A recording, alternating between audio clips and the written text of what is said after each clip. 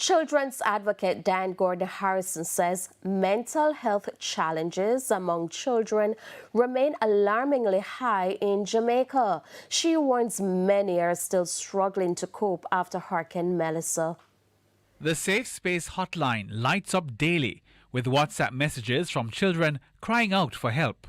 Behind the texts are real voices struggling with mental and emotional challenges.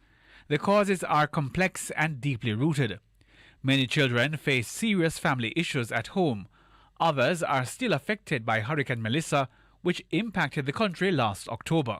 For example, anxiety remains an issue. Some of them speak about feeling hopeless.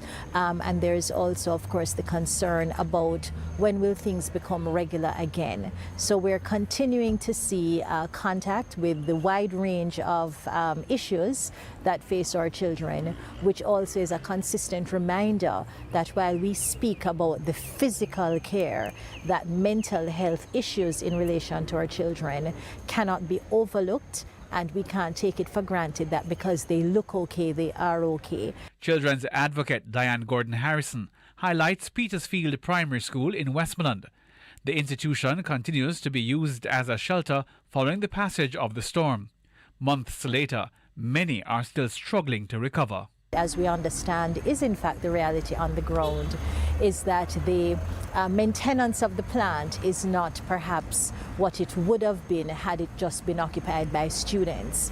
And so there's going to be the need for some attention to having the space ready to receive the students and the teachers, of course, because if the teachers are not feeling well adjusted in the environment, then that's going to affect their delivery and the way that they really communicate in the space. The impact goes beyond academics.